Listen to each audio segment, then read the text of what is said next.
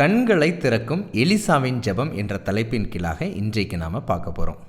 சீரிய நாட்டின் ராஜா எப்படியாவது இஸ்ரவேல் தேசத்தை முற்றுகையிட்டு பிடிக்க வேண்டும் என்று பல திட்டங்கள் தீட்டுவதை பார்க்க முடிகின்றது. இந்த சீரிய நாட்டு ராஜா என்ன திட்டம் போட்டாலும் அது எலிசா தீர்க்கதரிசிக்கு தெரிய வருகிறது. பரலோகத்தின் தேவன் வெளிப்படுத்துகிறார். அந்த திட்டத்தை இஸ்ரவேலின் ராஜாவினிடத்தில் போய் சொல்லி இந்த சீரிய நாட்டின் ராஜாவின் திட்டங்களை எல்லாம் தவிடுபடியாக்கி போடுவதை பார்க்க முடிகின்றது.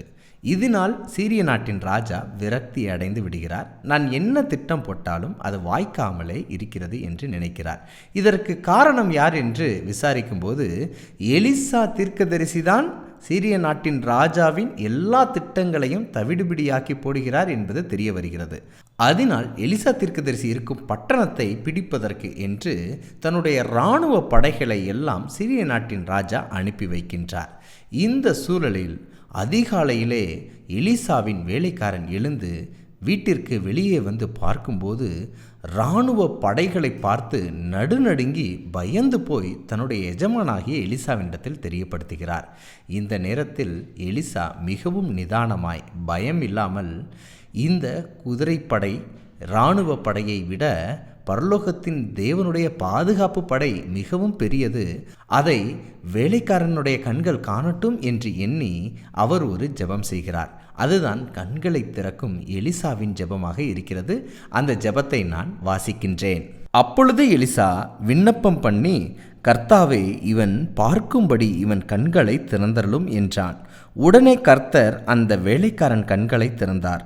இதோ எலிசாவை சுற்றிலும் அக்கினிமயமான குதிரைகளாலும் ரதங்களாலும் அந்த மலை நிறைந்திருக்கிறதை அவன் கண்டான். கிறிஸ்துவுக்கு பிரியமானவர்களே, இதிலிருந்து நாம் ஒரு ஆவிக்குரிய பாடத்தை படிக்கலாம். அது என்னன்னா, எலிசாவை சுற்றிலும் சீரிய படைகள் சூழ்ந்தது போல தான் நம்முடைய வாழ்க்கையிலும் பலதரப்பட்ட பிரச்சனைகள் சூழ்ந்து வளைந்து கொண்டு இருக்குது. அந்த வேலைக்காரனை போல் அந்த படைகளை பார்க்கும்போதெல்லாம் நமக்கு பயமும் நடுக்கமும் வந்திருக்கலாம்.